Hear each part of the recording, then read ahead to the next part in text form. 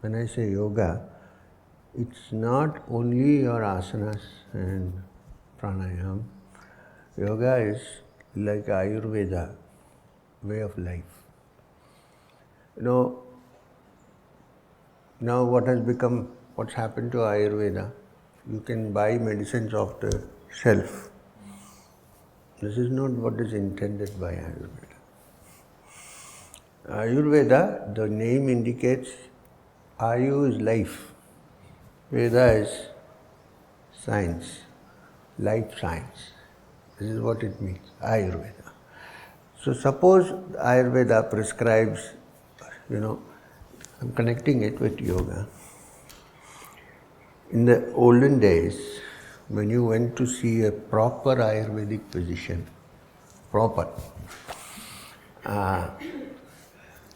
in brackets proper, that person, if you start explaining your symptoms, they will hear it for 2 minutes.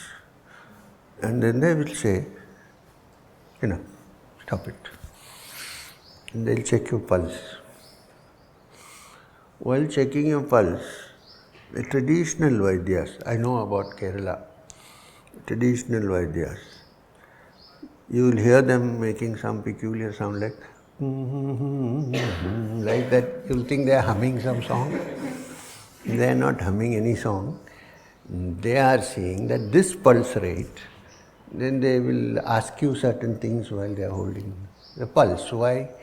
Because they want to know what is it in the speech that is exciting your pulse and what is it that is calming your pulse.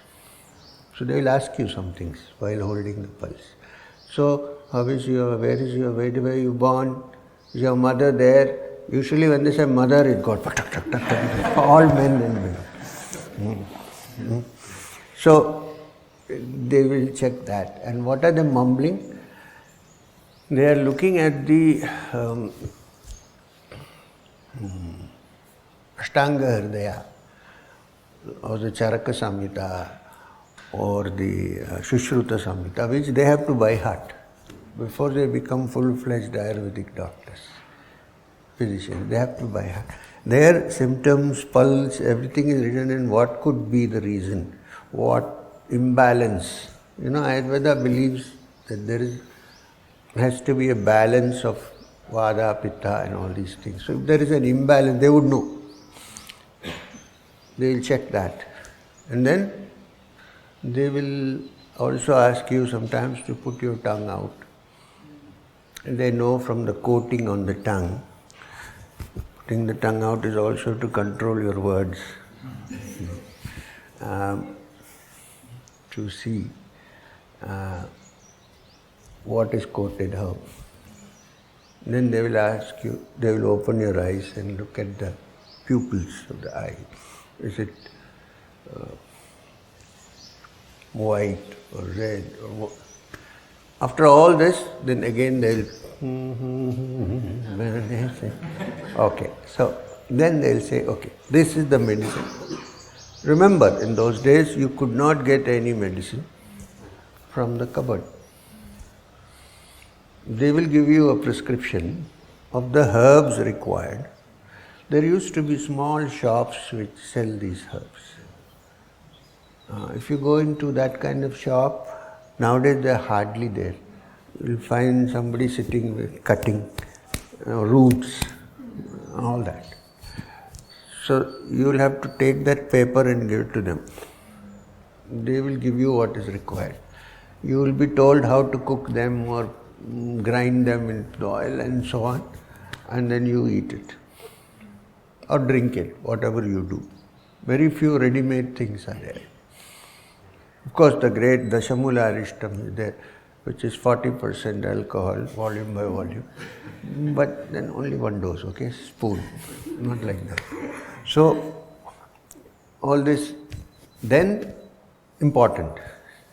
Then they will tell you, when you are taking this medicine, you are not supposed to eat this.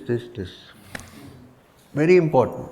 It's called Patyam, which means, suppose you are taking one particular, you are not supposed to eat. For instance, if you have sinus, constant. Many people mistake sinus for migraine. Even if you don't take any Ayurvedic medicine, for 6 months if you don't have curds, buttermilk, curds, guava, banana, things which we like actually, banana. If you just keep that away for 6 months, even without much medicine, you will be better. So when you add the medicine, like simple Ayurvedic medicine, you just fry a little bit of hing on the pan and mix it with a little ghee and eat it, and things like that. But this control of diet is essential. So in the same way, when you practice yoga, yoga is a science of life. It's not just doing some postures. And a real yogi under all circumstances remains samabuddhaya. This is to be understood.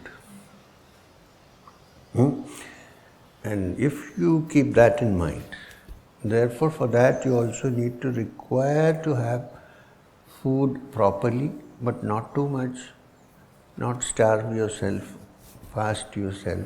You can fast occasionally, but don't make it a regular routine. Nutritious food. We are not vegans, so I'm not saying you shouldn't drink milk. You can have milk. But if milk products are creating problems, you can keep away from it. You can have ghee instead, not 1 kg per sitting.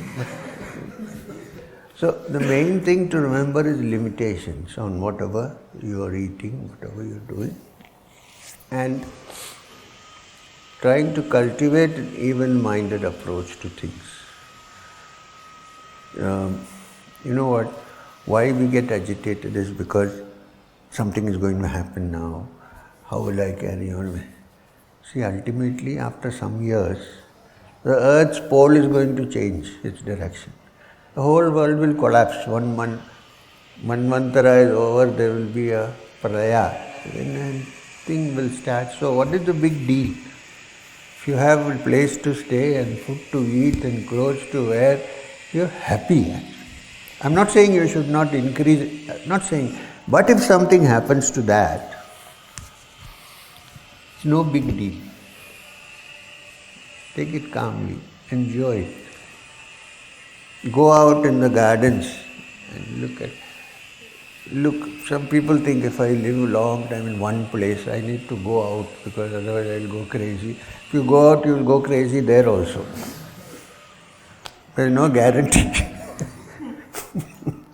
So, wherever you are, try to establish your atmosphere for yourself. Don't depend on other people's atmosphere. Then you are a yogi. Some yogis live in a very busy pilgrimage place, for instance. I'm not giving you the practicals of yoga because you already study. I don't know. I'm looking at it. They live in, people come to pilgrimage places like Badri, Kedar, all the Jyotirlingas, and they find such a big rush like Banaras. So why are people coming here in this rush when we need to sit quietly? A yogi is one who is quiet in the midst of all this. There also you will find yogis who are sitting on the banks of the Ganga and quiet and meditate. They don't care what is going on. Right?